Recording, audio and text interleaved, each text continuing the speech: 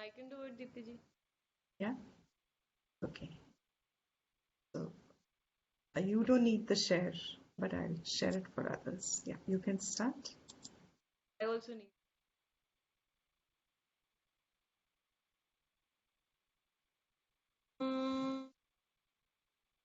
सदाशिवसमारम्भां शङ्कराचार्यमध्यमाम् अस्मदाचार्यपर्यन्तां वन्दे गुरुपरम्पराम् श्रुतिस्मृतिपुराणानाम् आलयं करुणालयं नमामि भगवत्पाद शङ्करं लोकशङ्करम् शङ्करं शङ्कराचार्यं केशवं बादरायणम् सूत्रभाष्यकृतौ वन्दे भगवन्तौ पुनः पुनः ॐ सहनावतु सहनौ भुनक्तु सह वीर्यङ्करवावहै तेजस्विनावधीतमस्तु मा विद्विषावहै ॐ शान्ति शान्ति शान्तिः.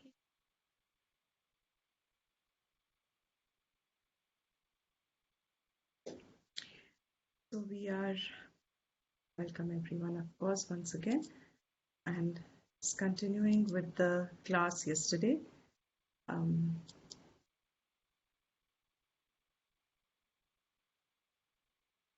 We have seen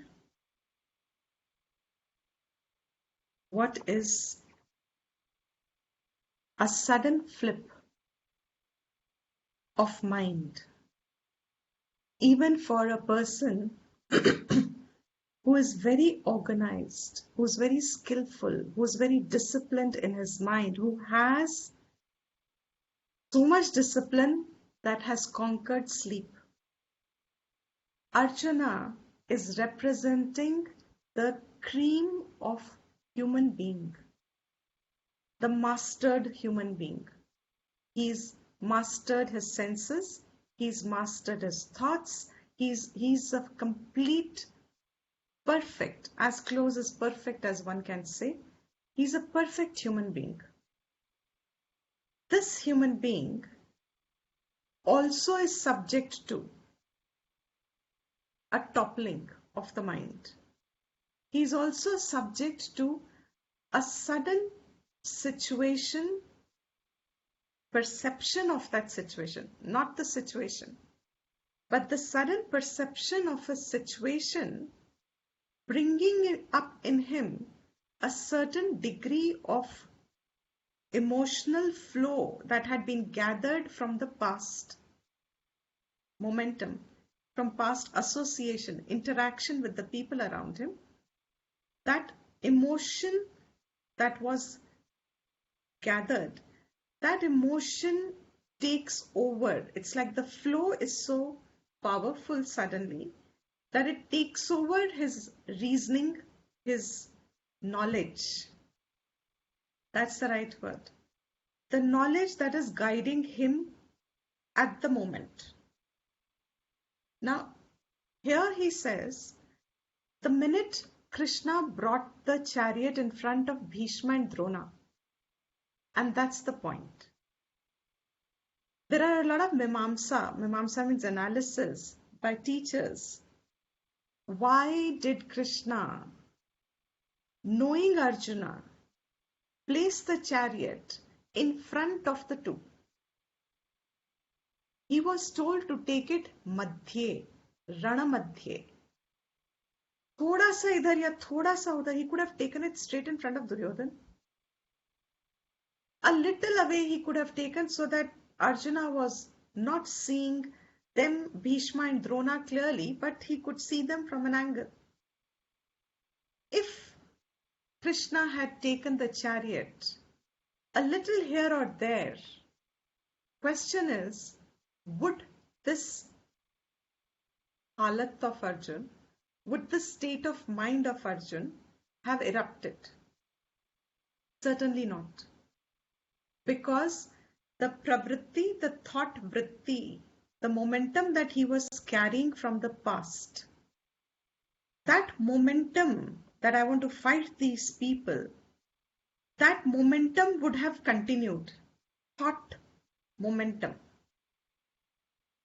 What is Vedanta really bringing to a person? And here the context being Gita. What is it really bringing as an advantage, huge advantage to a human being? Is that you become conscious of the flow of your thought. What am I thinking? What is the nature of the thought? What is the object of my thought? Object means किसके बारे में मैं सोच रहा हूं या सोच रही हूं, किस विषय में मैं सोच रहा हूं या सोच रही हूं, किस विषय पर मेरा thought centered है. What is my thought presenting now? Whatever is in my thought, that image is what is predominant in interpreting the situation around. This is very huge a statement. Science is trying to figure it out through theory of perception. In Shastra, it is already acknowledged. जैसा हमारा मन है, this is going to be the database for interpreting a situation that is in front. That means situation is what it presents. It's neither good nor bad, neither positive nor negative.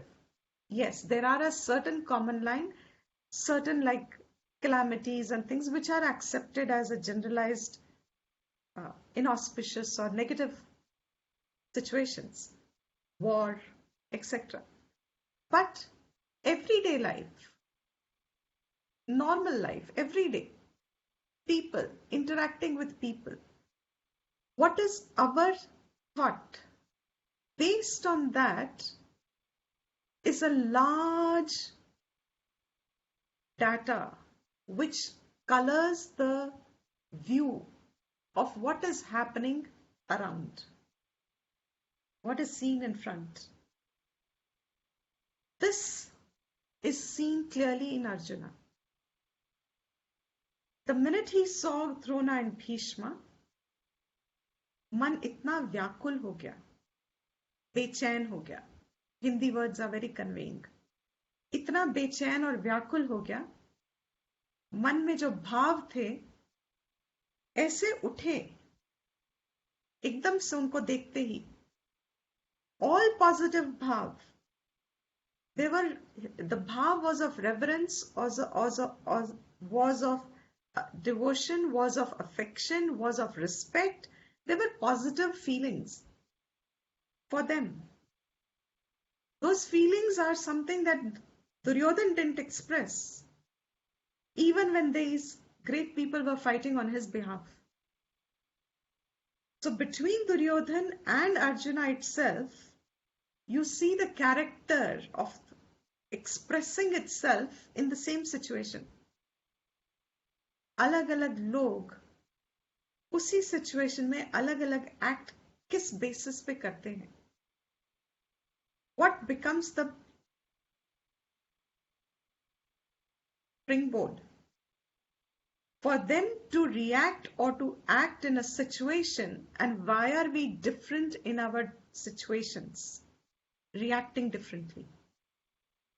It's to do with how our minds have been trained or disciplined, or the right word is purified. Purified of its impulses, purified of the raga dvesh, purified of the ahankar. How much has it been purified? That is what is presenting to us the data of how we view the world. Here he says, the minute he saw these people, man vyakul itna ho gaya, that he says now that erect posture, and he had a beautiful posture. The Shastra describes him. Straight posture. When do you have a straight posture? Those who do body language studies, when you have these government high-level meetings, you always have one person who's interpreting the body language of the other representatives of the country. Your body language also tells the state of your mind. Arjun was an erect person, straightforward.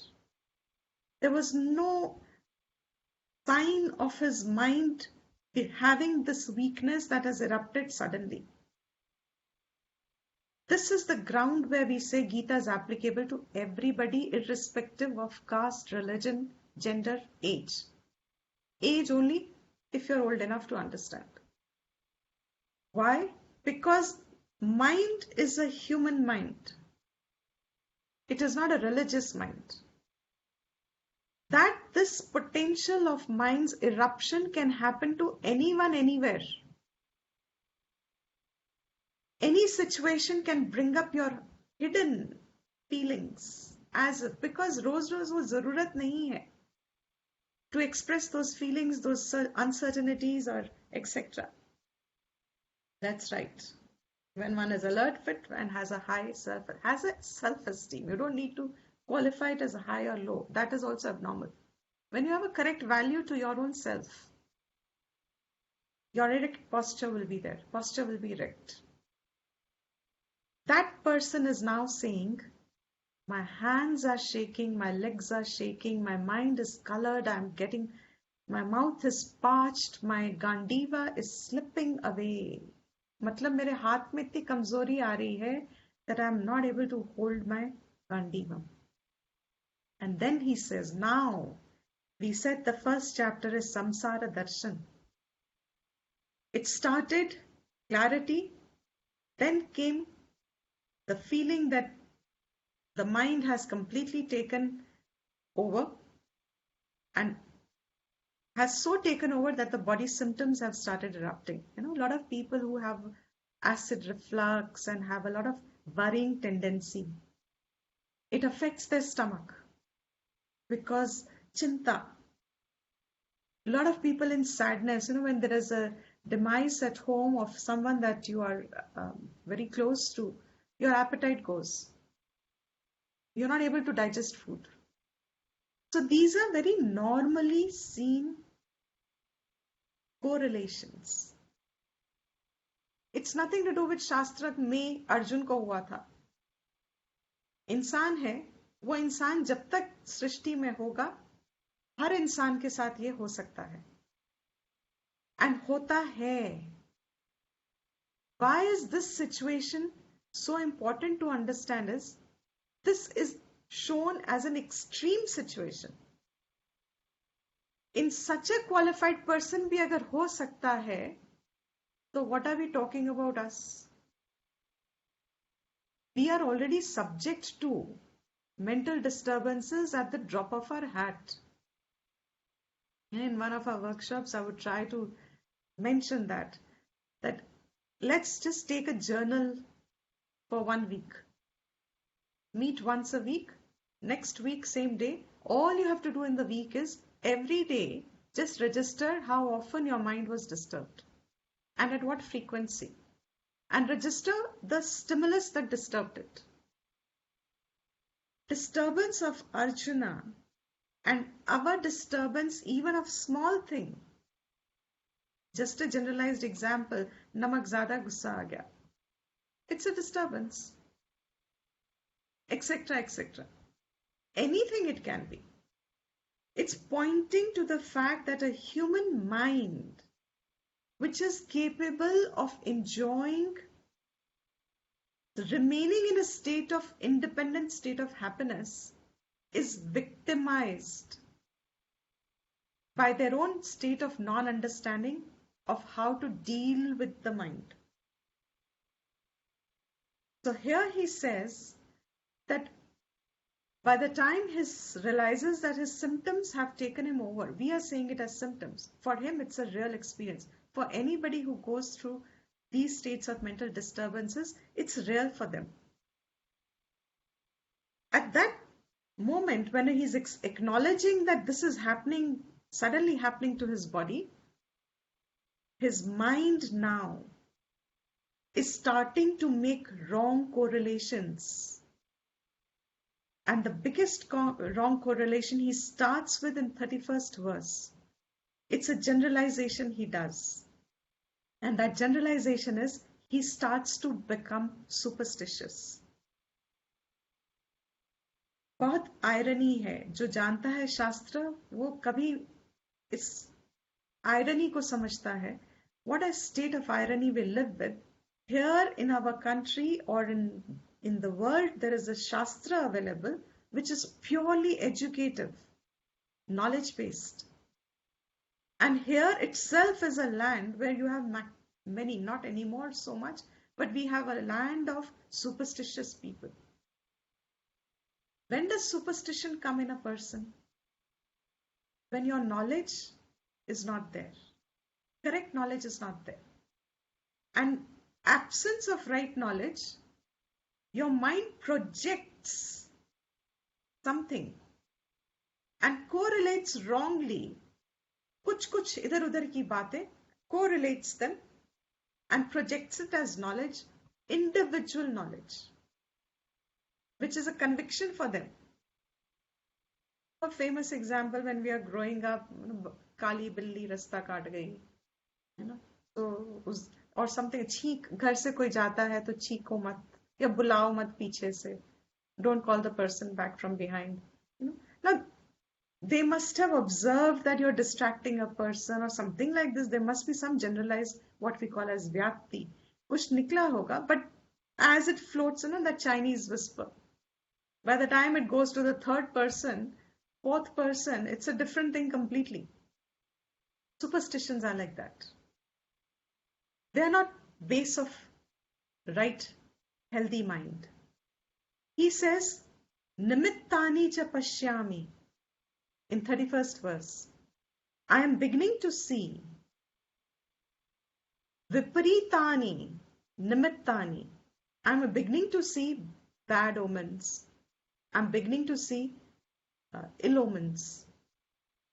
As if they are telling me, your decision is wrong. Don't fight. There are omens around me which are telling me my decision to fight is wrong. This is where that delusion, confusion, that emotion that has confused the mind is now almost setting completely, is overpowering his reasoning. This is the sentence at which you identify that now his mind has been overpowered. His mind has got overpowered his reasoning. And then he says, Nacha Shreyaha Anupashyami.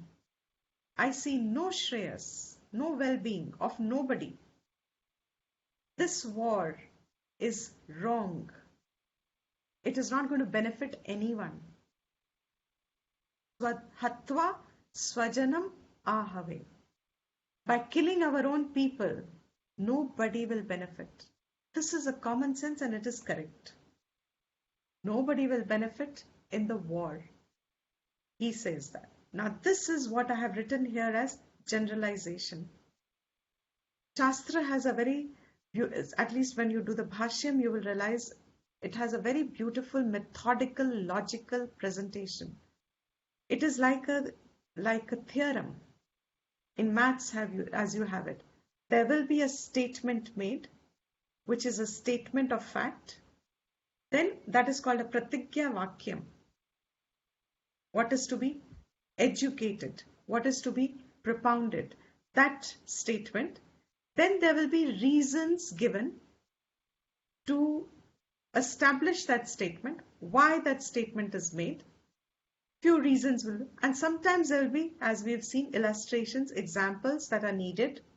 Sometimes as you go deeper into later subjects of Upanishads, there will be counterpoints that are brought up to attack the main sentence, and then the one who's made the sentence has to defend it. That's bhashyam. Logical. Now, at the end of it, when all this has reasoned itself, then comes the conclusion.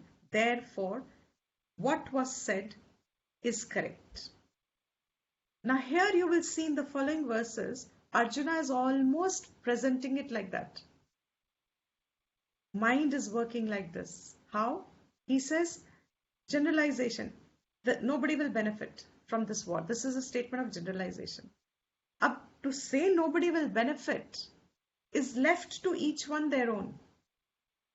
He is now going to give us reasons why he thinks nobody will benefit. And what are the reasons he says in the 32nd verse? He says,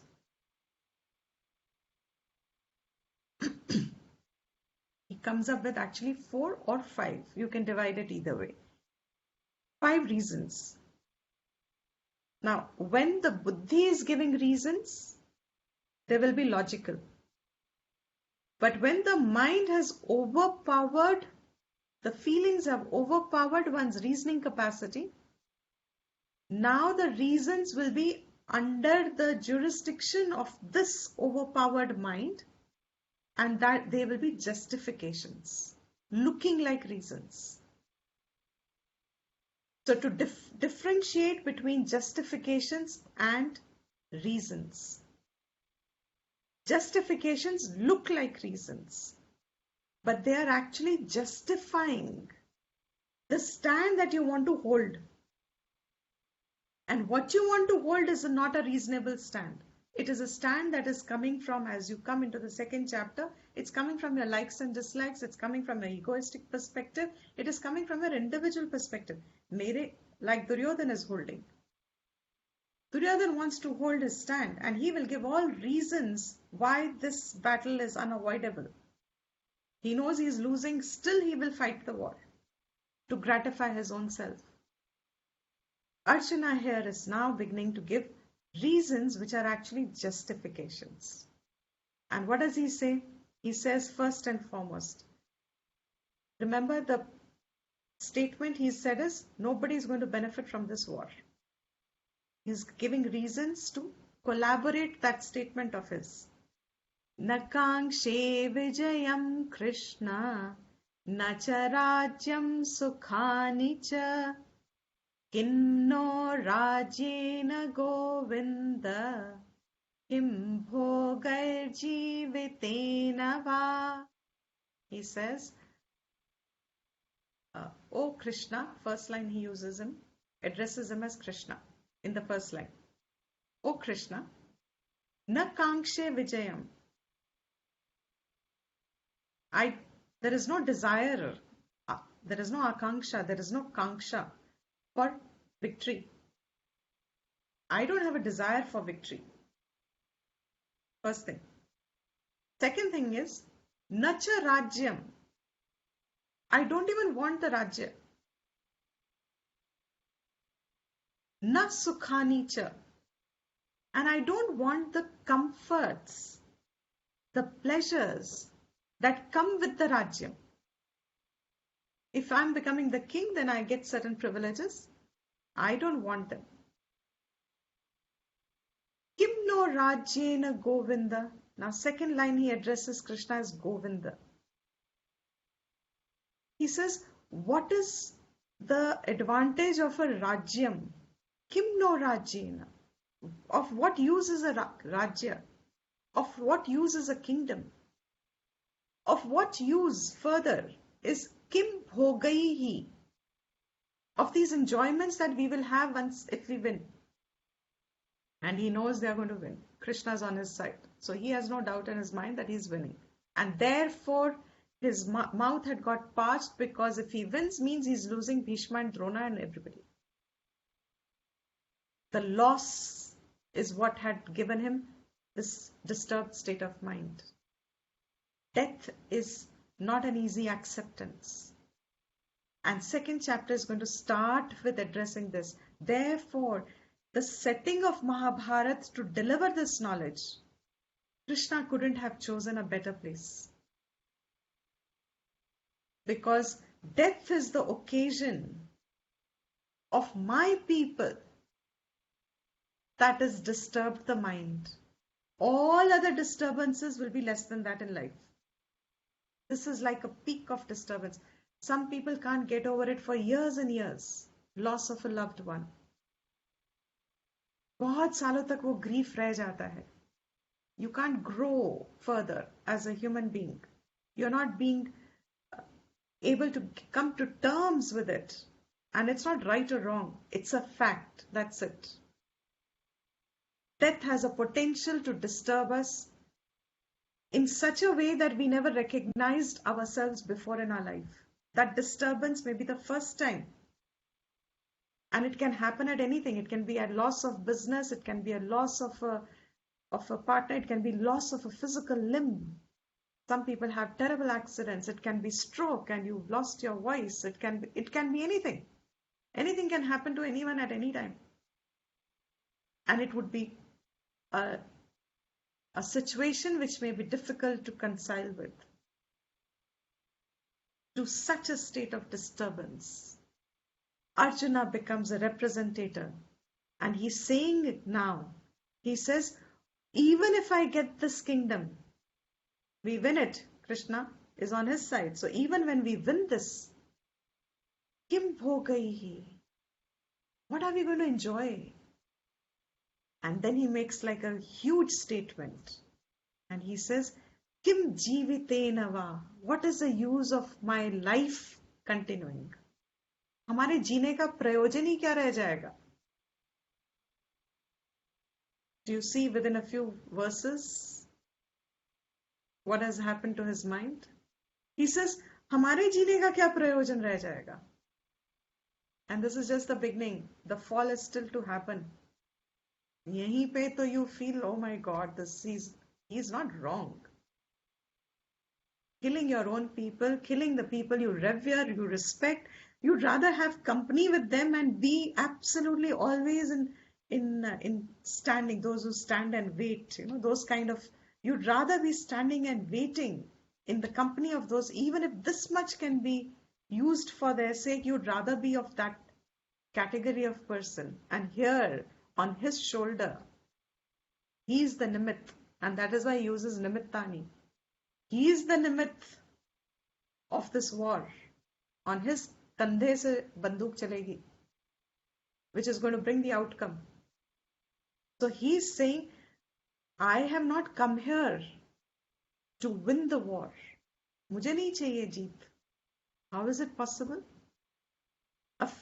He told Krishna to take it to the center. He wanted to assess who he is going to fight to win the war. And now he's saying, Na kankshe vijayam. And he's not contradicting himself. Many people misunderstand this. He's not contradicting himself. He's not a fickle mind. He's not like what Duryodhana showed in his characters in the verses before. He's not fickle-minded. He genuinely suddenly realized that it is not so valuable. The victory is not valuable to him if he has to lose these people. There is a correlation of value, conflict of value. Should I have these people with me for the rest of my life? Is that valuable? Or is losing them and winning the war is valuable and gaining reign of a kingdom is valuable? All of us are going to choose what? I hope so. Most of us at least. We are all going to choose what Arjuna is saying. We are ready to give up our homes. We are ready to give up our properties. We are ready to give up. We are ready to give up if it means having the people we adore or we revere or we respect, having them with us.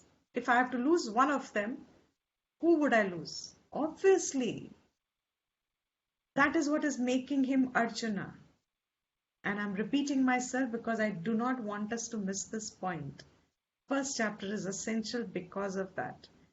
You have to see the difference between Dhritarashtra and Duryodhana and Arjuna. Duryodhana is ready. He says they're all here to fight for me. These are not mere intellectual words. This is not a book. It is a story said of a situation which is happening in different degrees everywhere. It's a representative story. सबके साथ हो रही है. So here Duryodhana is saying, ये सब मेरे लिए लड़ रहे हैं. He desires victory. Absolute opposite spectrum, उसी का भाई है, cousin brother है उसका.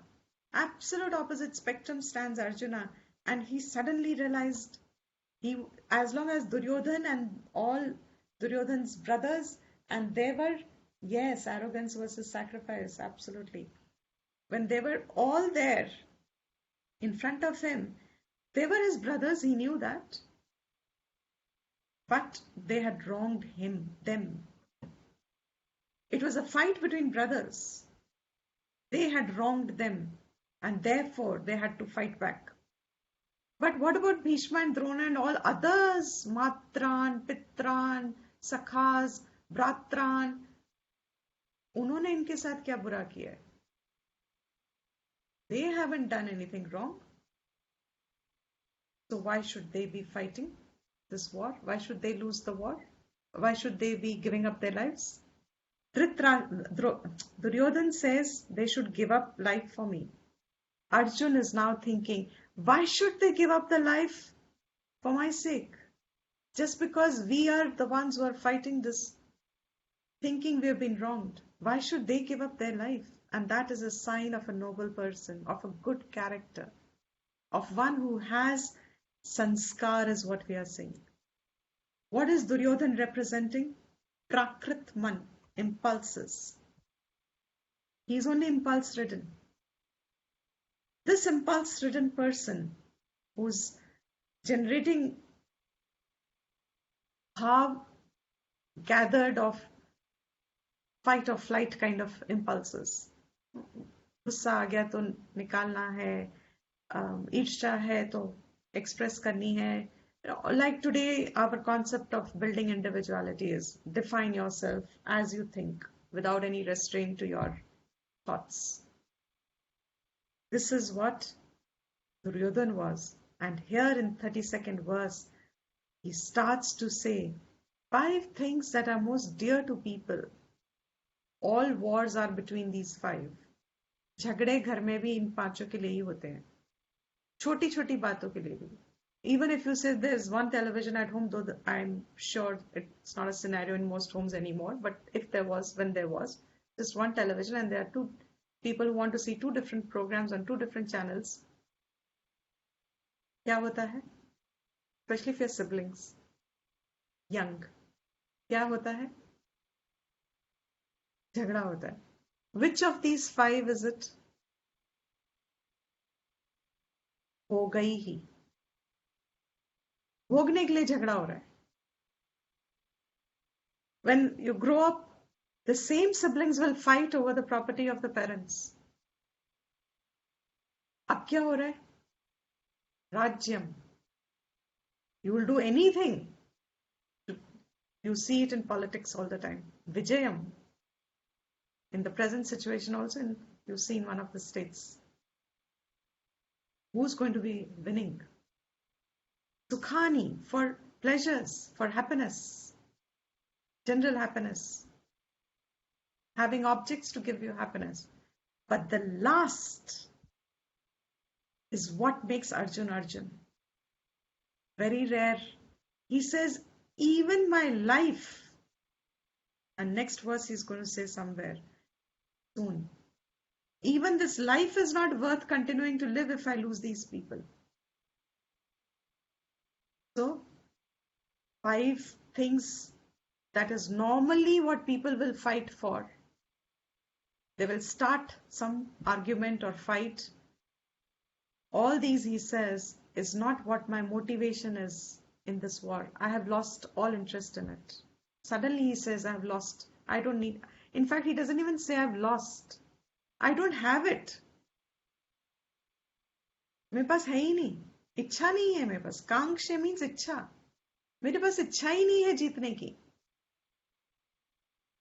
तो मैं किस, if you don't have इच्छा to win, how will you fight? Already his limbs have become weak. मेरे पास इच्छा ही नहीं है राज्य की, तो where is the motivation to generate action? राज्य ही नहीं चाहिए तो मैं लड़ूं क्यों? Then now he starts. Now that mind has got it's taken over completely, and moha has taken, means wrong thinking. That superstition what started with, that moha means confusion of right and wrong. Born from this feeling of one bond of affection, born from that feeling that moha has suddenly taken over. And he now starts giving reason to justify his generalization. I don't want this war. And what is that first reason he comes? 33rd verse he starts with. He says, Yesham marthe kankshitanno rajyam bhoga sukha. Rajyam bhoga sukhani cha ta imeva sthita yuddhe pranan styaktva dhanani cha. Now he gives a real reason. His fondness for his grandfather and his teacher has taken over. Means Duryodhan say anger and bitterness and all this pent up feeling that he had of being wronged has taken somewhere disappeared. It's gone into unmanifest. He's lost that vision. You always have, if there are two things in front of your mind, if you focus on one thing, the other thing goes out of focus. Because your mind is actually so limited, it can only focus one thing at a time. You can't have multiple places of focus. You can focus one at a time. As long as he was focusing on Dhritarashtra's and Duryodhana's, basically Duryodhana, not even Dhritarashtra, he was eager to fight. All those juices to fight was there in his memory because they have been wronged. But the minute that focus shifted to Bhishma and Drona, this focus of his mind, anger and frustration disappeared. That affection took over. That reverence took over. And in that state of mind, this is where it says, first, moha, when it has taken over, the first reason that is now beginning to establish. And what is he giving to justify why he is not supposed to fight? Why he thinks they are ill omens and why he thinks they are making a mistake, because the war can still be avoided. And all efforts to avoid the war is called dharma. So you have to be very, very careful that you are having a dharmic fight, because if for any reason you decide to have a fight and it was not dharmic, then you are the one who is completely in the wrong. So that clarity has to be there. And that is what that first point when we said, when Krishna brings the chariot in front of them, Bhishma and Drona, he has erupted before the war. Just before the war, what was there, because as if this is one vichar of the thinkers, that definitely after the war, anyway the Pandavas went through Vilap. The loss, he was so close to them that the loss would have been unbearable. The grief would probably not have ever got resolved in their case. If this preparation, this was also preparation for war, which they had not done. What is that preparation? It's an emotional preparation.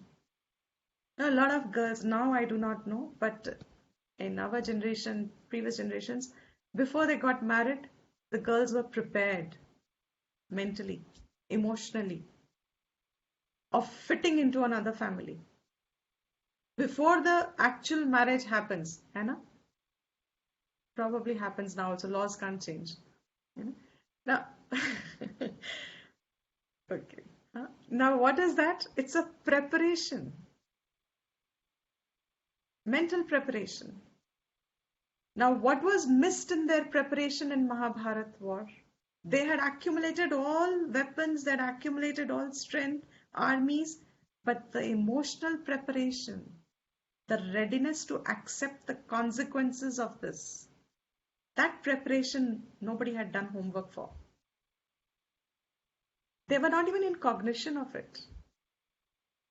And that's what we say in education system. Why Gita must be taught along with all your other educative subjects is because it prepares you for facing the situations as they unfold by your own prarabdha. Or at least gives you the wisdom to avoid prarabdha, which is not yet prarabdha. That emotional readiness and preparation Pandavas hadn't gone through. The consequence was, in this case, of course, 18 days later. And this is happening on the 10th day. But Arjuna knows, Krishna knows, almost everybody heart to heart knows what is the outcome of this war. And that preparation, Krishna being Krishna, he triggered it, that disturbance was triggered, deliberated as if, so that this confusion that he holds within, which would have come later after the war, which would have been impossible, that regret would have probably been impossible to resolve after the action.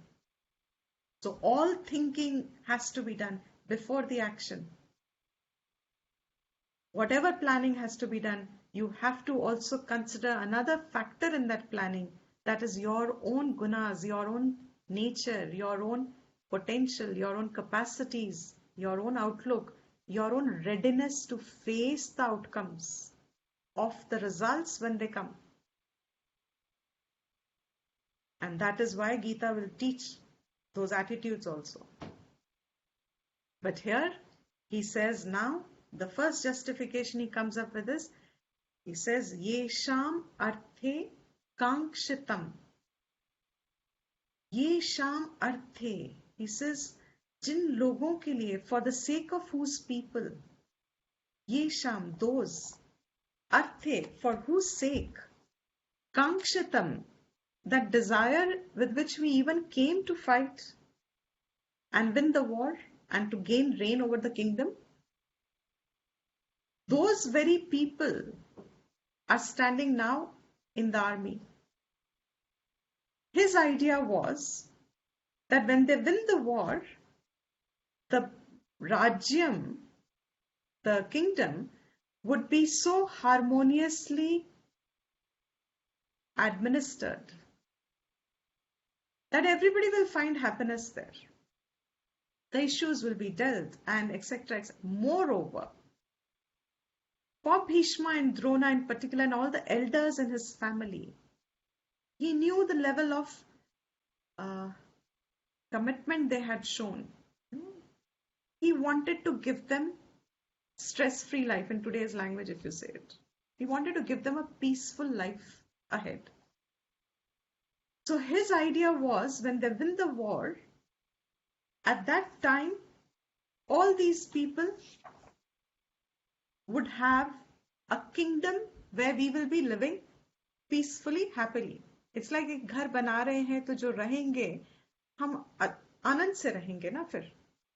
मगर जिनके लिए हम घर बना रहे हैं उन्हीं के एक्सट्रीम केस, उन्हीं को मार के अगर घर बनाएंगे तो अब हम घर का क्या करेंगे? रहेगा कौन वहां? That's a common sense. He says, Yesham arthe kankshitam naha. All of us. Rajyam bhogaha sukhanicha. For whose sake we are desiring all this Rajyam, Bhoga, Sukha, what he said in the above verse.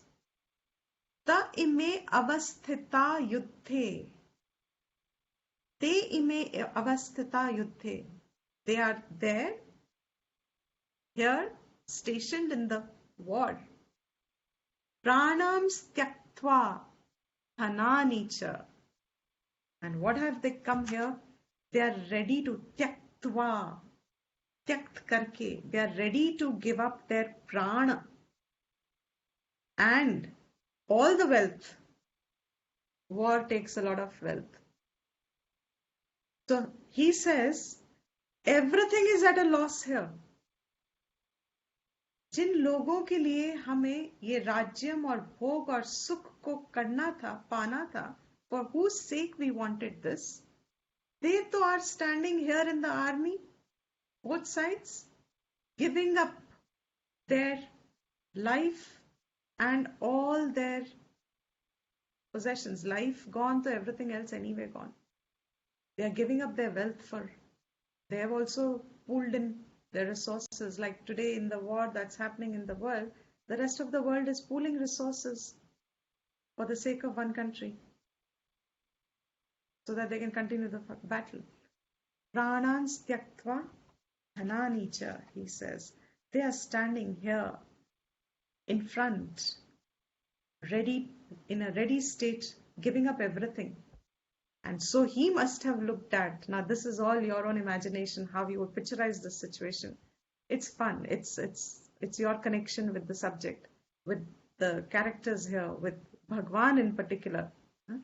Here obviously Arjuna must have looked up to Krishna and said, am I not right? Am I saying something wrong?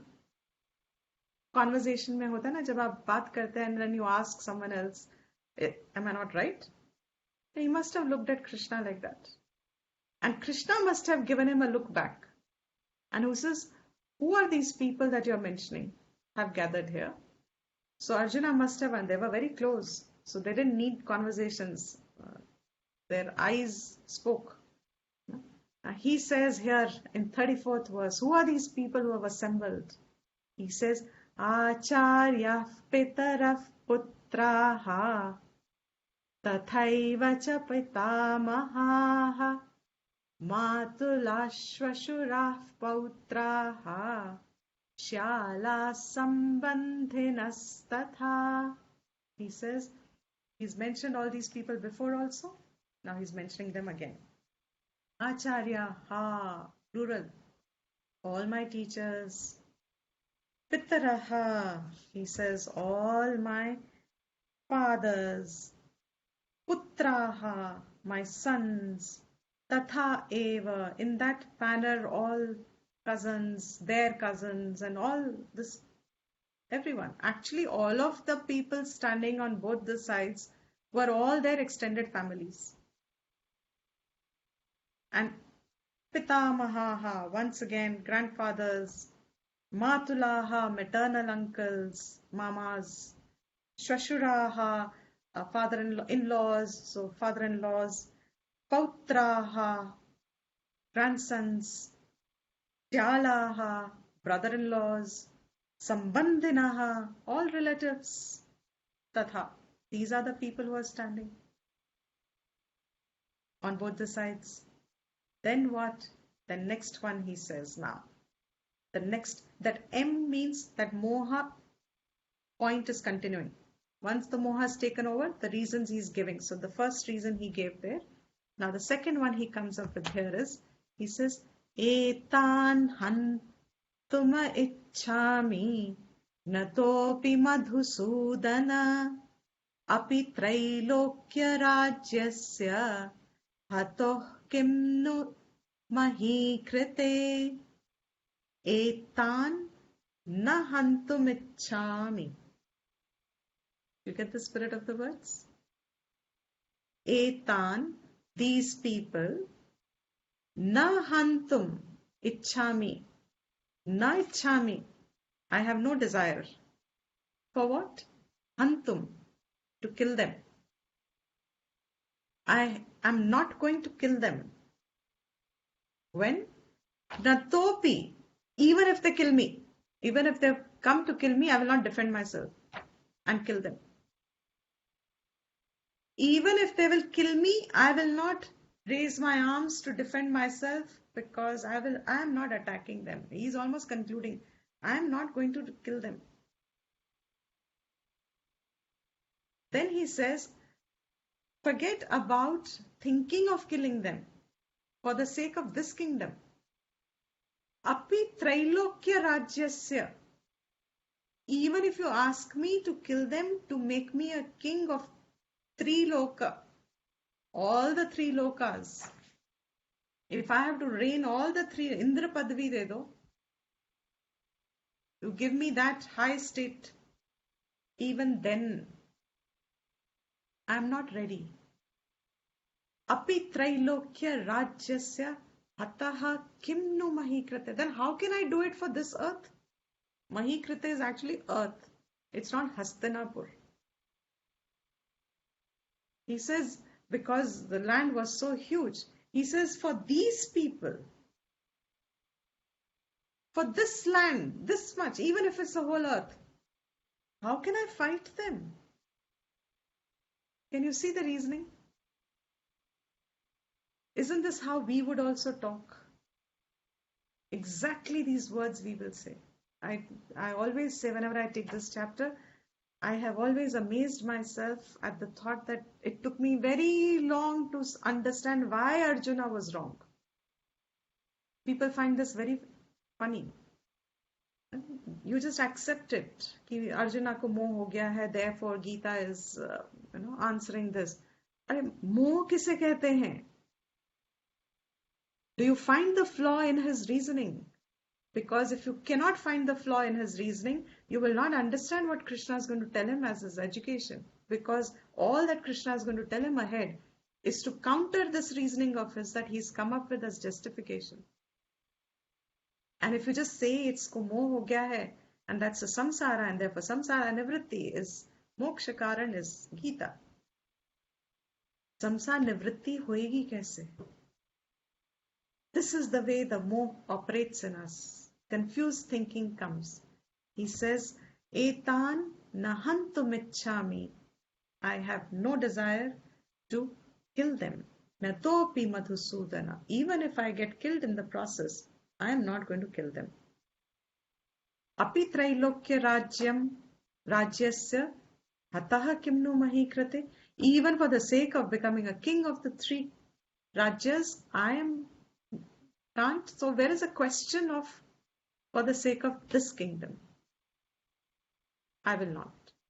Then he further now augments the argument in the next verse. Because Krishna is silent. Krishna chup hai. And that is so beautiful to understand the lakshana of a wise person. Through the Mahabharata and Gita, there is so much to understand and learn. That the more you say and more you pick up points, the more points come out. Krishna is not correcting him here and here. How do we start when we start a conversation? If somebody is on the other side saying something, we jump in straight. No, you're wrong. You don't even let the other person finish the sentence most often. No, you're wrong. Why are you saying this? You're wrong. Krishna is quiet. Wise person, because he knows this eruption has to first come fully.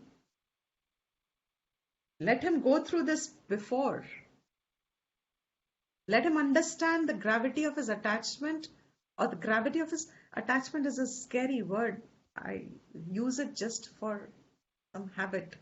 There is a genuine fondness. It's a relation. And it has to come out before the result of the war comes. So he says, Krishna being silent, Arjuna realizes, abhi, like Hindi se dal nahi gali. Krishna has not got convinced. He is not agreeing with me still. So I have to give more reasons. So now he comes up with more reasons. Nihatya dharta rashtranaha ka priti syat janardana papamevashraye dasman advaitanatatayanaha. Now it's a fantastic mix-up. Fantastic mix-up of two different statements. On one hand, he's calling all of them Dhritarashtra's sons, Dhartarashtranaha. Just exactly as Dhritarashtra said Pandu Putra, Duryodhana said Pandavaha, Pandus. He is also saying Dhartarashtranaha. He says, Nihatya Bhartarashtranaha Ka Priti Syat. What is that Priti, pleasure we will get? What do we get? Priti is what is the pleasure we will get by killing these Dhartarashtras, sons of Dhritarashtra. O Janardana, Janardana means protector of people. In the previous verse, he has called him Madhusudana. Madhusudana means slayer of the demon Madhu. That's why I've highlighted it, to show the contrast. In the previous verse, he addresses Krishna as, you have slayed enemies. You never had the occasion to slay your own people, is indirect message. अपने लोगों से थोड़ी आप how did you get the name Madhusudan? You killed the demon Madhu. So you have the name Madhusudan. You were not asked to kill your own Balaram and your own Mata and your own teacher. I am standing here to kill my own people. And the next verse he calls him Janardana. But you are the oh Keshav, oh Krishna, oh Madhusudana. You are a Janardana. You are a protector of people. So now he is rubbing, psychological pressurizing him by calling him this endearing word. He says, you are a protector of people. How will you push me to kill? Your job is to protect. It's not always that you've been killing. You only killed those that were to be killed as enemies.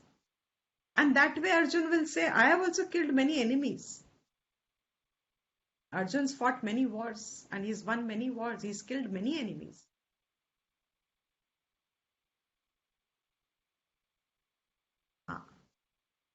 He also killed his Mamaji. That's right. The point. He also killed his Mamaji. But Krishna doesn't kill his Mamaji as his Mamaji. Krishna kills Mamaji as Krishna. Arjuna knows the difference. Arjuna is seeing him as his own mamas, and Arjuna is, if Arjuna saw him as that, saw them as how Krishna saw Adharma as to be killed, this confusion wouldn't have happened in Arjuna. So he says, O Janardana, you are a protector of people. How can I kill? What pleasure will I get by killing these people here? He says these Syat, these people. Not only what pleasure will I get, now his completely wrong thinking has taken over. Papam eva ashrayet asman.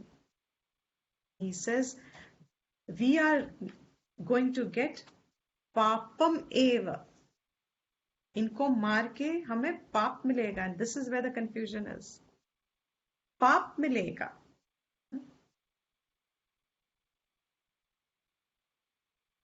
Hatvaitan atatainaha. By killing these Dhritarashtras, he uses a specific term, atatai. Who's an atatai? I will share the definition of an atatai as it has been.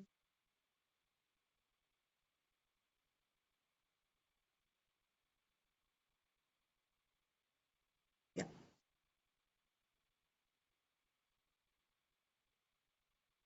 Can you see that? Can you see? Somebody will have to say, I can't see you people. Can you see the slide? Can't see. Can't see. Oh, okay.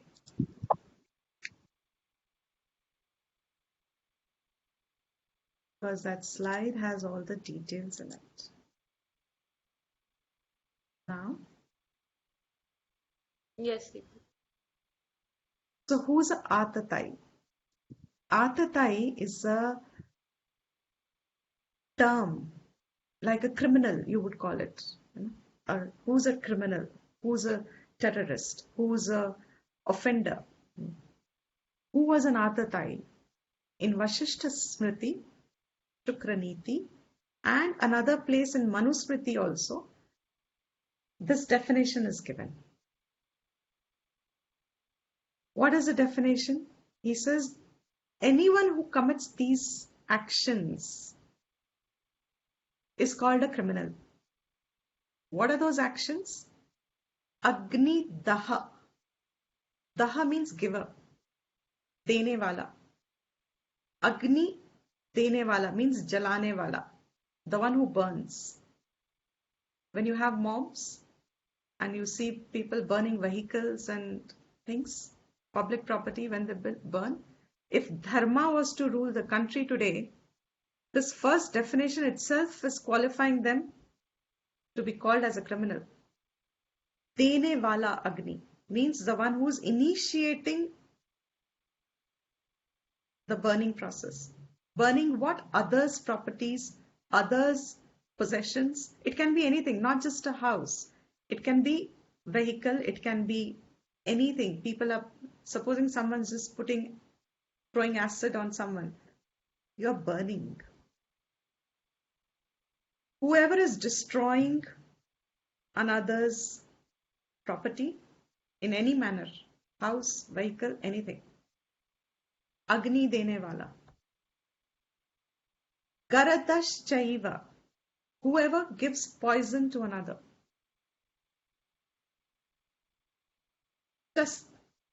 Shastra unmatta.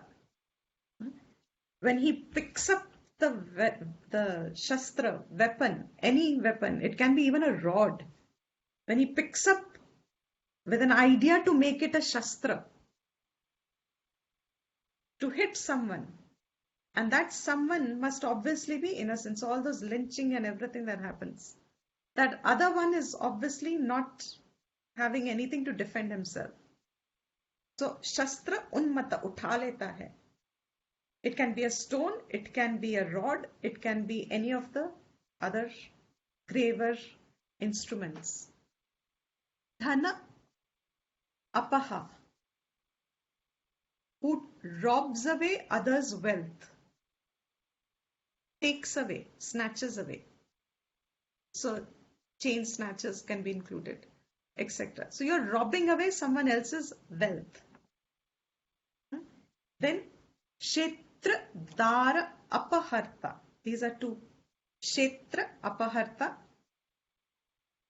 Taking away someone's land, property, forcefully. Taking it away forcefully. Dara Apaharta. Taking someone else's wife forcefully. Cha Shadete Hi Atatainaha. These are the 6. In Manusmriti, there is a 7th one given, the one who even robs grains and burns fields. These are 6 offenders, lawbreakers. They commit crime. These are called crimes. And the Dharam Shastra, these are Dharam Shastras. Dharam Shastra says, even if there's any one of them done by a person, he is to be considered an offender.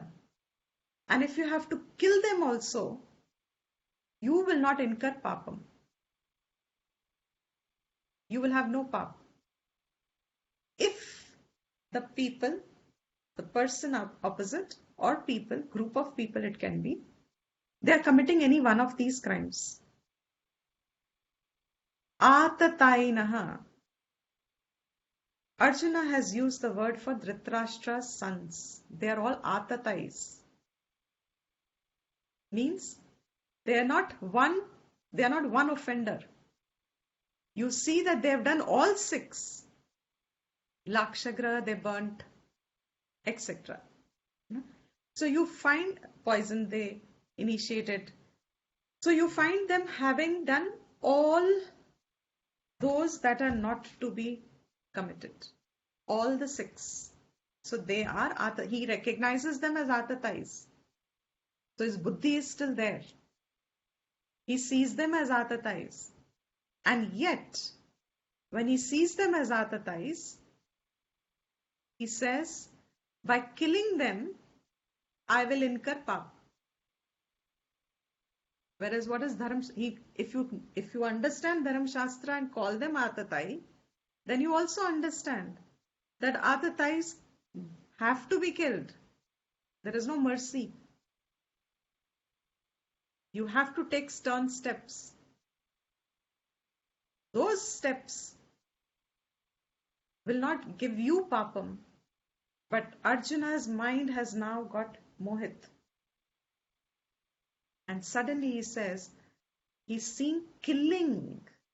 He's seeing actually Bhishma and Drona and seeing killing them. But he's referring to Dhritarashtra's sons as Atatai. Are you able to appreciate the contrast, the contradiction that's happened in his mind, the confusion that has happened? When he sees the Dhritarashtra's sons, there is anger, there is frustration, there's to such an extent that he is calling them Dhritarashtras. And they're Atatai, so vague hai, gussa hai. But standing in front are Bhishma and Drona, there is affection, and the fear is that he's going to kill them. Killing them is papam. In his mind, he's going to commit pap. But he's referring to them as Atatais. And the ones who are standing on the Dhritarashtra's sides, Duryodhana's side, it's their choice by which they are standing to support them. It's their definition of dharma that they are supporting.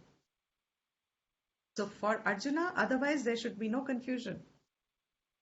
Nobody's forced them to fight from there. It's their deliberate choice. Hatvaitan atatainaha. By killing them, we will incur papam. Then now he's concluding this first argument that he started. The next level of arguments are going to start because Krishna is still quiet. Dal abhi gali nahi. So he has to come up with more reasons. His mind is totally confused, slipping away further. Step by step, it is slipping into his state of confusion. In this 37th verse now he says,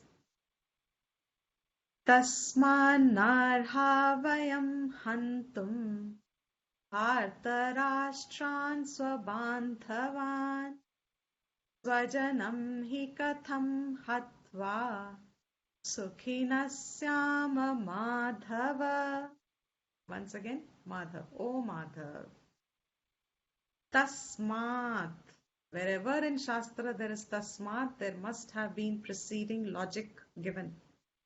This is concluding. Tasmat means conclusion. Therefore, just as in a maths, you have the theorem, then you have steps, and then you have therefore. Hence, x is equal to this. This whole logic that there is no shreyas in us for us.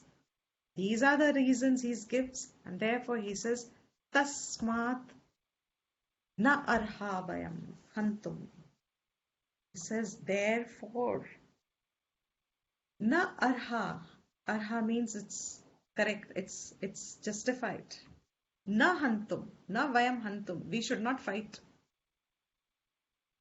Therefore, it is justified. Oh Madhav, suno. Please understand what I'm trying to say. When you're trying to get somebody else's approval, you will always say, please listen to what I'm saying. You're not listening. You're not listening to me carefully. So he's also saying, oh Madhav, therefore, na arha vayam hantum bhartarashtran. These are Dhritarashtra's sons. Swabandhavan, they're also our bandhus. At the end of the day, he suddenly recognized, ye to sab hamare hi bandhu hain. Suddenly means, of course, he's been recognizing it. But now to conclude, he's saying, they're all our own people. Oh Madhav, they're हमारे लोग हैं ये. इनको मार के हमें राज्य मिल भी जाएगा तो क्या मिला, क्या फायदा? इनको मार के who's going to be there to enjoy? The Bhishma and Drona to whom he wants to give them a good last stage of their life, they're not going to be there. So what is the use of having this kingdom? Because even the people are going to die, and that's the reasoning he's going to give next. Vajanam hi katham hatva sukhinaha syama madhava. Oh Madhav, killing our own people, again he's repeating. How can one be happy? Katham sukhinaha. By killing our own people, how will we be happy? Even if we get the kingdom. Is he wrong? Can anybody say at this stage that Arjuna is wrong?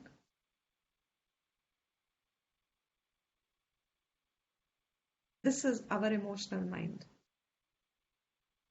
What is Veda, Vedic life? What is Vedanta? Here in the context, what does Gita teach us? Our emotional mind is nice in Vyavhar, but it can never take the seat for decisions. For major decisions especially, cannot be based on emotional mind.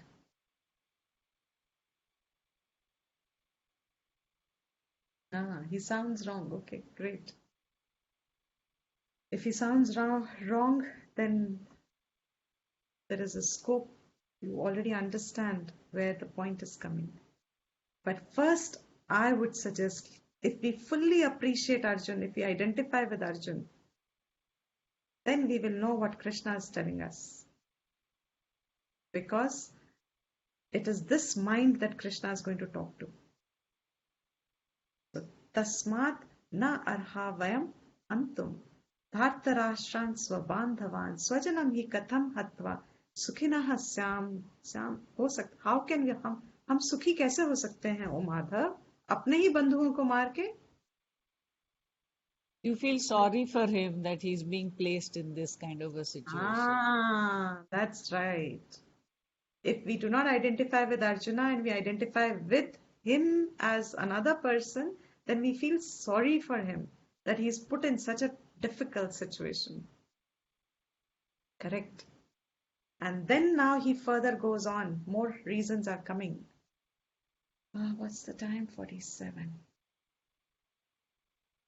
Anybody wants? Let me do one more. Yeah, because from... Oh, okay. He is now starting the next level of reasons, which are more oriented towards dharma. Shastra will call it as dharma. And it is addressing not just to his Swajanam now. Now he's telling Krishna that I'm seeing others also. So there'll be a huge loss of man power. There'll be huge loss of human being. And their families will be affected. And the reasoning will be so vague now that it's a little embarrassing the way his mind goes off into a different tangent. Now his mind has gone into a tangent. A clear person will see, now he's shifting away, his logic is now deviating completely and going on a tangent. And the following verses will be where he will say that the women will become obviously widows, and then the women will start, there'll be less, the ratio between men and women will change because men will all die. And once this ratio changes, therefore women will become, etc., etc., etc. So now kulakshaya will happen. And then children will born from this mixture of all this, and therefore, so in other words, he's telling, the short sentence of it is, other words, he's telling the very dharma for which we are fighting for a society, that society itself will get, what is the right word? Society itself will get corrupted. So what is the use of fighting now? Swajan ko bhi khoenge, society is not going to remain healthy. We are going to lose people. So this is what I think we'll continue this Kulakshaya in the next class. Unless somebody wants to practice a little chanting, otherwise we'll continue. If somebody wants to try, raise your hand. हाँ जी, आप करेंगे? जी, okay. अपने आप करेंगे या हम पहले करें फिर पीछे पीछे करेंगे? आप म्यूट पे हैं?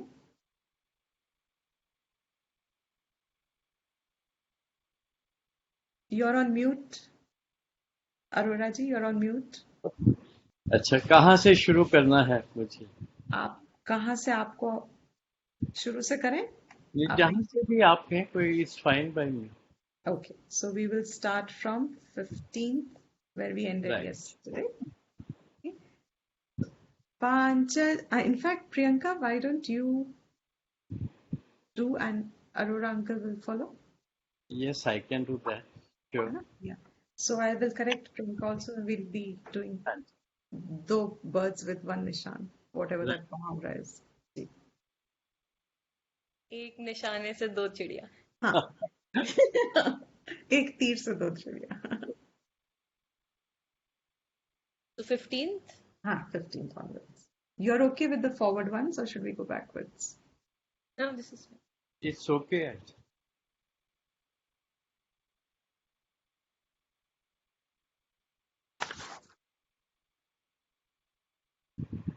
पाञ्चजन्यं ऋषिकेशः पांचजन्यं ऋषिकेशो देवदत्तं धनञ्जयः देवदत्तं धनञ्जया तं दद्मौ महाशङ्खम् पौण्ड्रं दद्मौ. महाशङ्खम् आपने फर्स्ट टू वर्ड्स मिस कर दिए. पौण्ड्रं दद्मौ महाशङ्खम् भीमकर्मावृकोदरः भीमकर्मावृकोदरः पाञ्चजन्यं ऋषिकेशः देवदत्तं धनञ्जयः पौण्ड्रं दद्मौ महाशङ्खं भीमकर्मावृकोदरः. पांचजन्यं ऋषिकेशो देवदत्तं धनञ्जया पौण्ड्रं दद्मौ महाशङ्खम् भीमकर्मावृकोदरः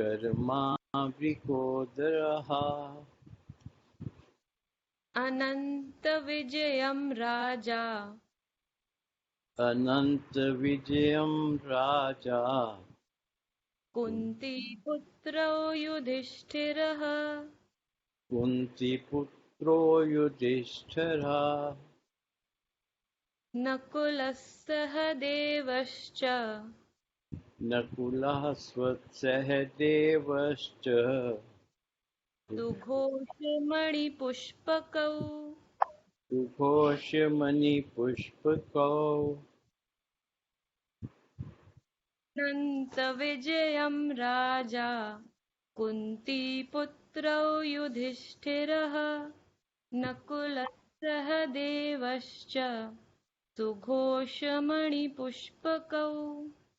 अनन्तविजयं राजा कुन्तीपुत्रो युधिष्ठिरः नकुलः सहदेवश्च सुघोषमणिपुष्पकौ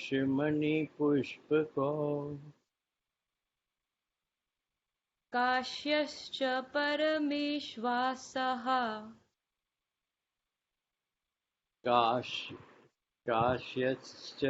परमेश्वासः शिखण्डी च महारथः शिखण्डी च महारथः धृष्टद्युम्नौ विराटश्च दृष्टद्युम्नो विराटश्च सात्विकिश्चापराजितः सात्विकी चापराजितः काश्यश्च परमेश्वासः शिखण्डी च महारथः धृष्टद्युम्नौ विराटश्च सात्यकिश्चापराजितः काश्यश्च परमेश्वासः शिखण्डी च महारथा दृष्टद्युम्नो विराटश्च सात्यकीश्चापराजितः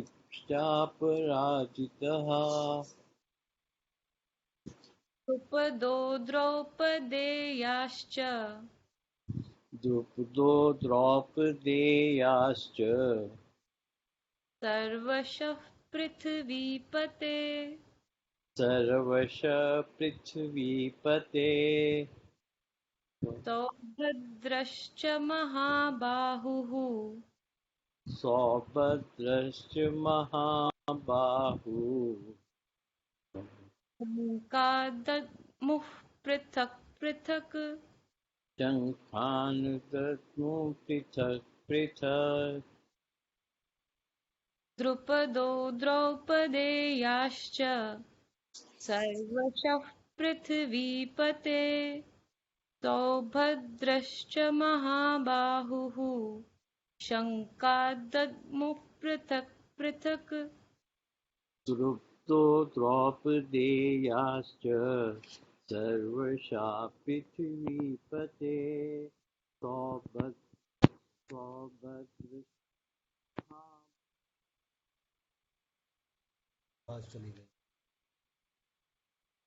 We will end here.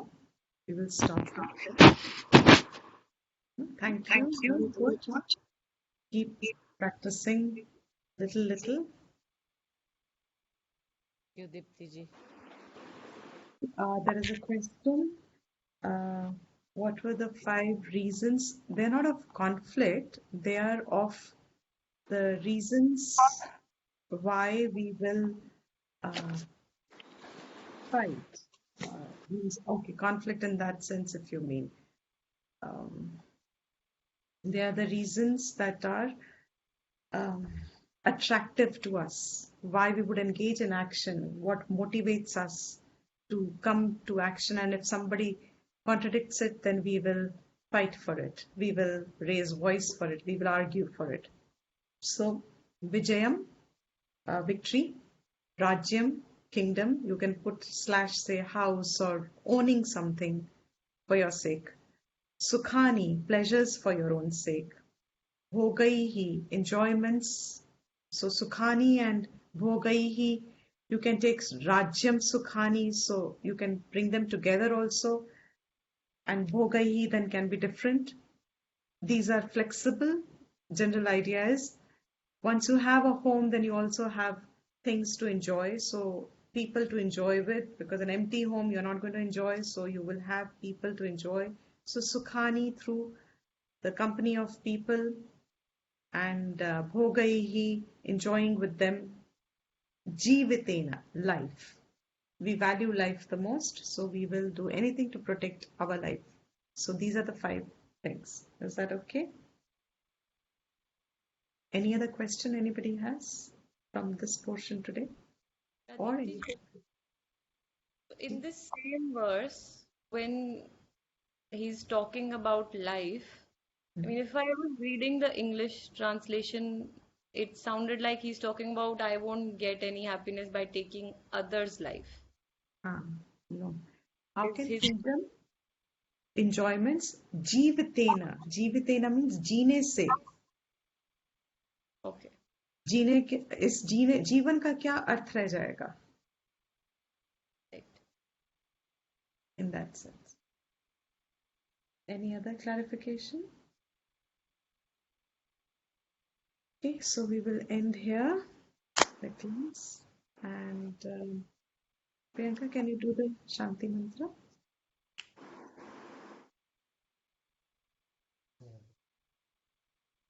ॐ सर्वेषां स्वस्तिर्भवतु सर्वेषां शान्तिर्भवतु सर्वेषां पूर्णं भवतु सर्वेषां फलं भवतु सर्वे भवन्तु सुखिनः सर्वे सन्तु निरामया सर्वे भद्राणि पश्यन्तु मा कश्चित् दुःखभाग् भवेत् ॐ शान्ति शान्ति शान्तिः.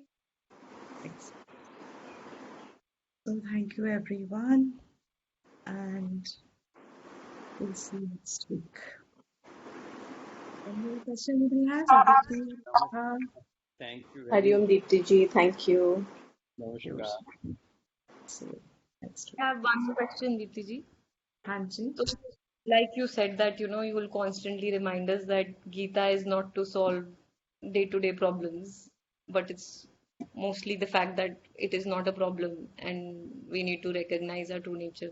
But these verses and these situations always bring us back to day-to-day problems, like him not wanting to fight. We've all, at some point in our life had a similar situation.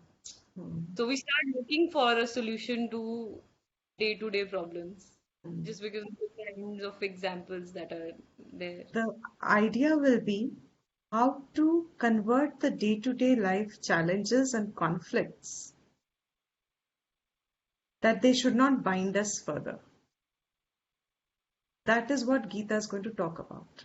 So the same situation, how will you handle it that it should give you immediate happiness, peace, and in the long run, it will qualify you. And in the long run, it makes you an adhikari for moksha. In other words, whatever action I do, how do I do those actions?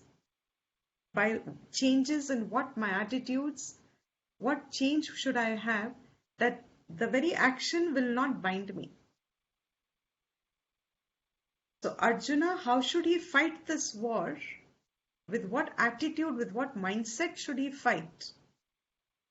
So that he is not bound to his action, and at the same time, he has Shreyas ahead. That is why Gita, yes, on one hand, I will always say it's not just restricted to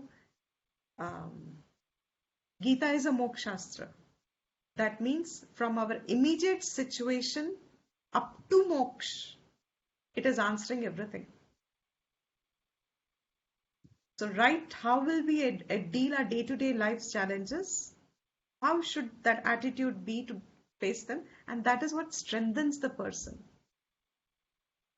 What is a normal, in another, maybe next week, at some point I was going to bring in, maybe before we do the first chapter, but I'll just mention it here. There are two standpoints once you start the Shastra Adhyanam.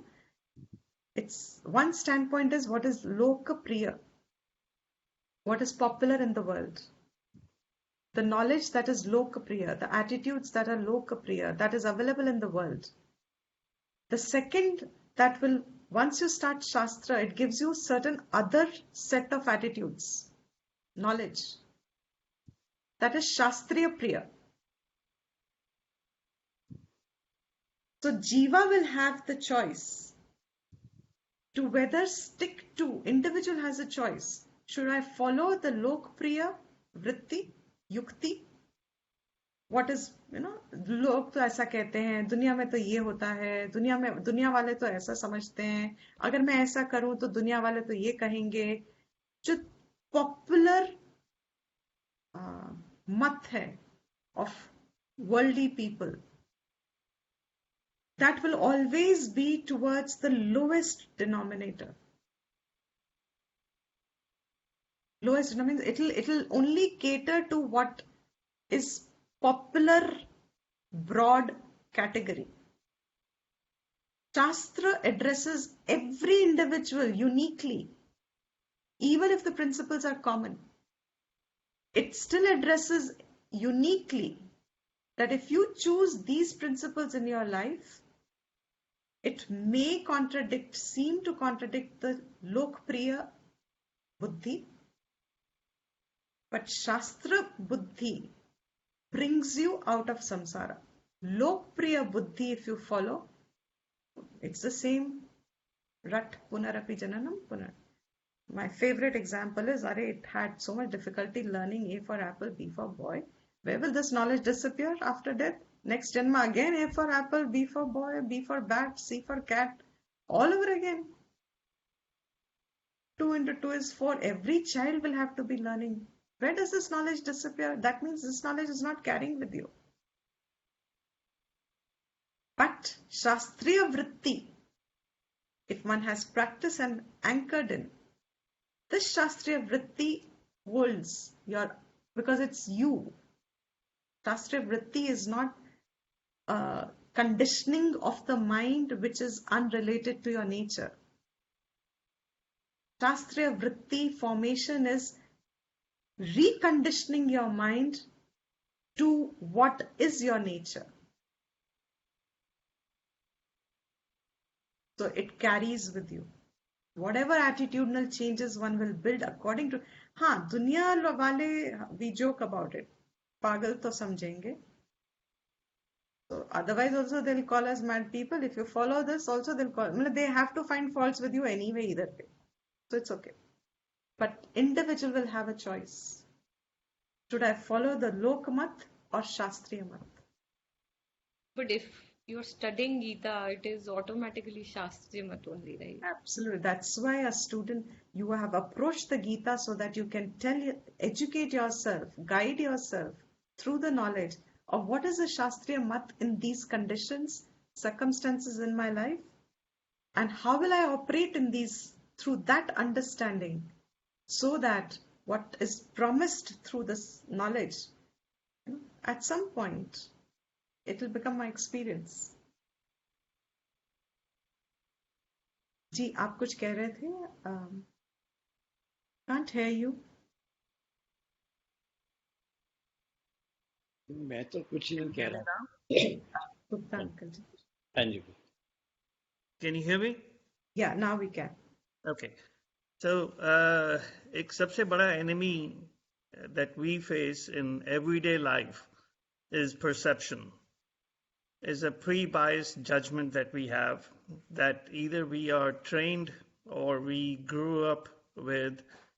जैसे भी है, वो perception हमारा everyday, it restricts us, it makes our judgments on an everyday basis restricted.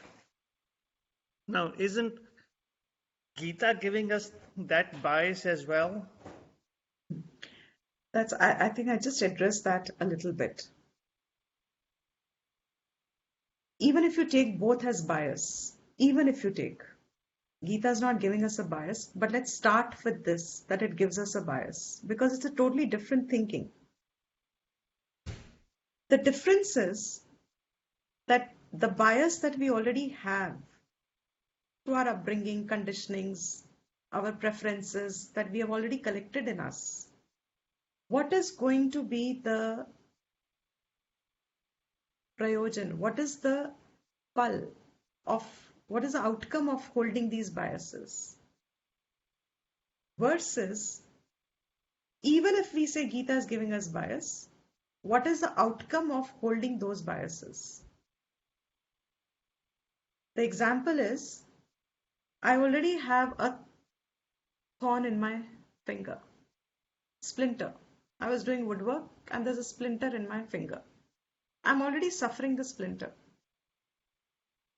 This, I have two choices. I can wait forever. Body has a mechanism to throw it out. I can wait. Body has a mechanism. Other thing is, I insert another tricky needle. I actually extract a little more skin to take the splinter out. I have introduced little more injury to free myself of the existing injury. The example here is injury. Shastra is of course not injury. So there's a limitation of the example. Now, as an individual, perception of me being an individual, I am already suffering limitation. Suffering means it's a acclimatized state. We don't even call it suffering anymore. We are victims. Exactly. But most of us don't even recognize that. It's an आदत है, जीवन इसी को तो कहते हैं, यही तो जीवन है. What more do we expect out of life here? Now, what Shastra Buddhi does is, it is like adding new thoughts. But the capacity of these thoughts is, it is not unrelated, it's not imaginary thinking, it's not hypothesis.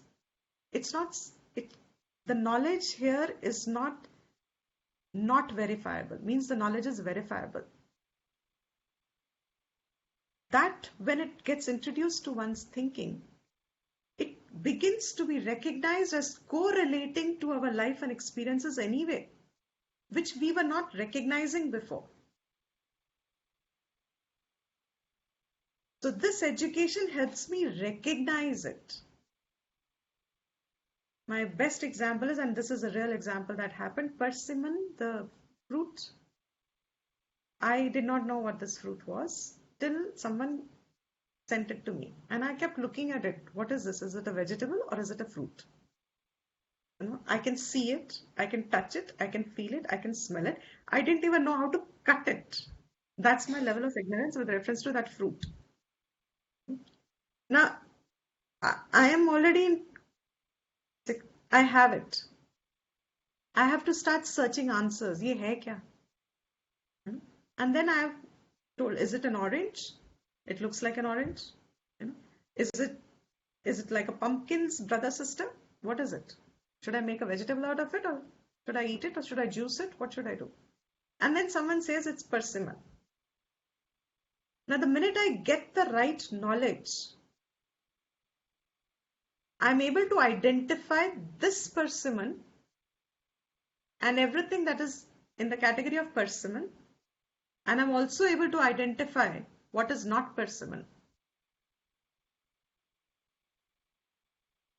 Shastra Vidya, especially of the Gita, when you come to Upanishads, the topic is entirely different. But that's why Gita is so popular in the world, because it helps us to bring ourselves to Shastra. By connecting our existing life to our own essential being, Shastra is addressing that. So what facts it tells us, they get correlated. You start recognizing, now all this Duryodhana's traits, Arjuna's traits. A psychologist, if he reads Mahabharata, it's a fantastic storehouse of human characters. There's a lot of research that can be done. It's full of, it's actually human emotions. मैंने कभी पहले गीता पढ़ी नहीं है, सुनी नहीं है, and I have no connections with the Vedas. So this is the first time for me, and it was a huge desire for me to understand, how our everyday emotions, because every day we have so many emotions, were stated by Krishna in Gita. How we relate our everyday life is related to, the teachings of Gita. Right. That was the desire that brought me to this class. Right. And I see that.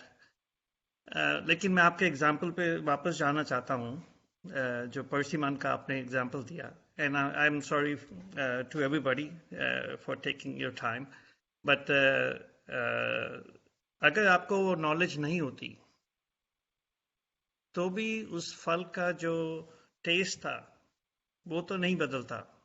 अगर आप उसको बिना knowledge के आप खा लेते, अगर वो मीठा था, कड़वा था, जैसा भी था, वो test you would have still experienced even without knowledge. Right. So, but again, I mean, don't misunderstand. I'm not against knowledge. I'm not saying that. I'm just trying to understand. No, that's it. The correct point. The knowledge के बिना भी taste तो आता. Taste knowledge का, knowledge taste का होता. अब मुझे फ्रूट का नॉलेज है. टेस्ट को अफेक्ट करे ना करे कोई बात नहीं. But having the knowledge of the fruit, does it change my experience than not having the knowledge of the fruit and tasting it? Yes, Priyanka? I wanted to add that you might be scared also that is this poisonous, and you might just not eat it. Actually, I did not eat it because till I knew it, I did not know what to do. By the time I knew it, I couldn't eat it. Means it was too late for me to eat it.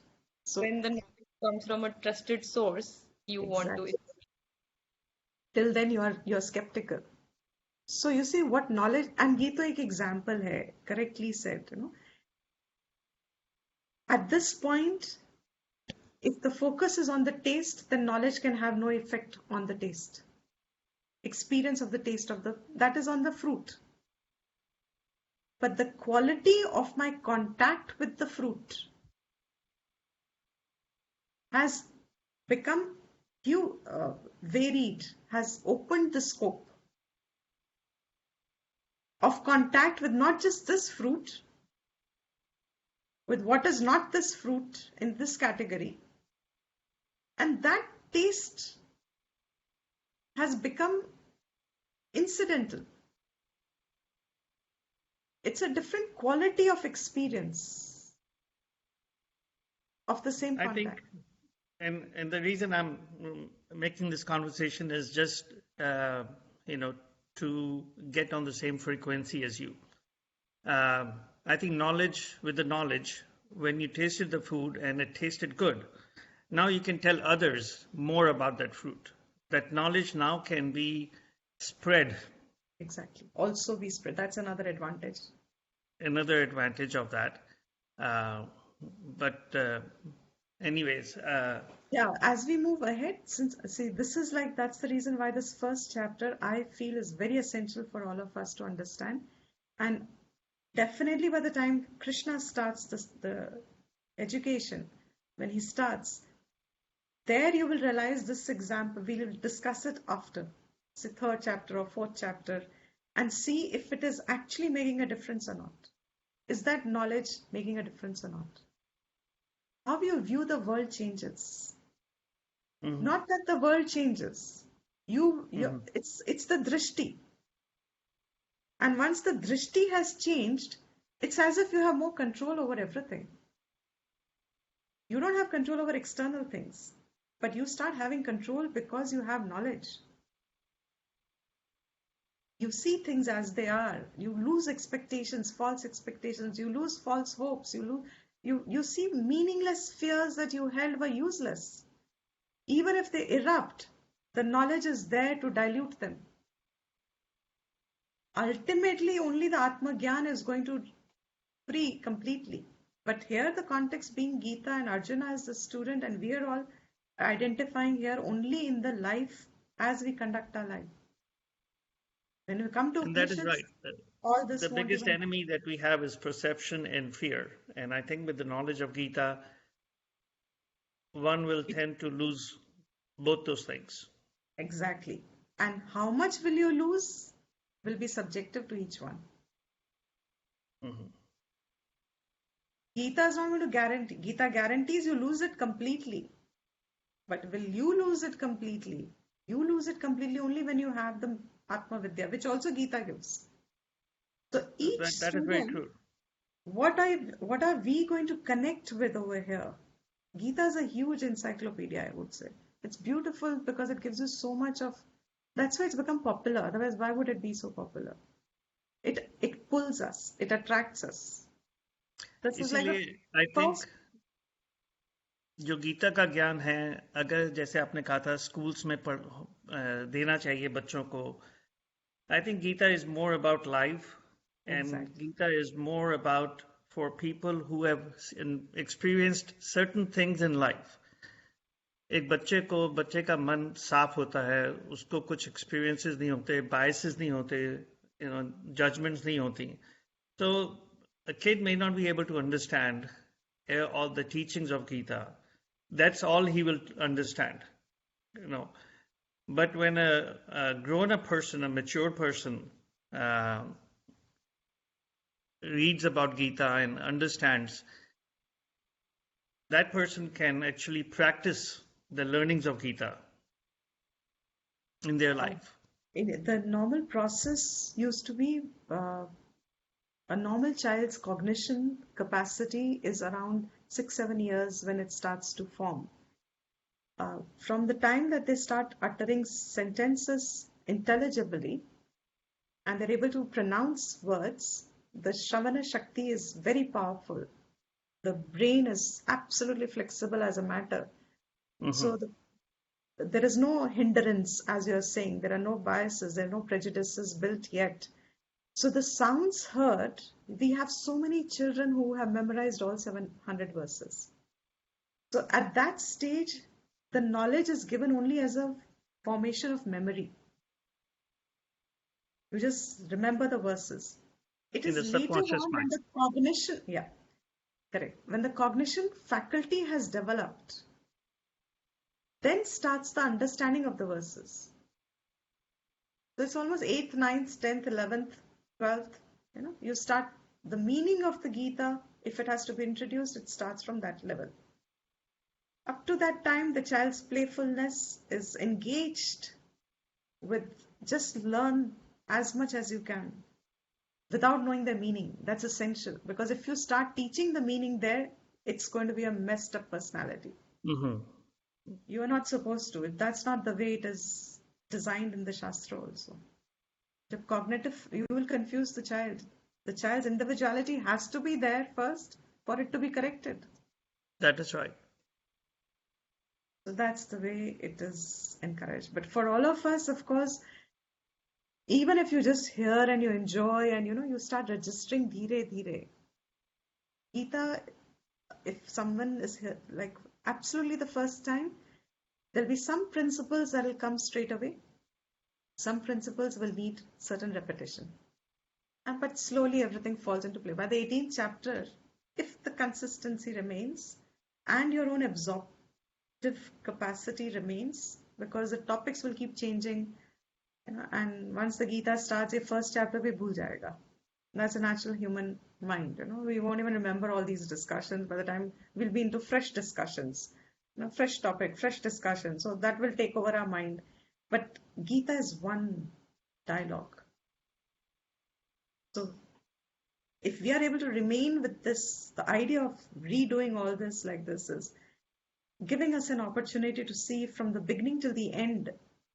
If, of course, a lot of ifs in between, but if can we hold that conversation between Arjuna and Krishna?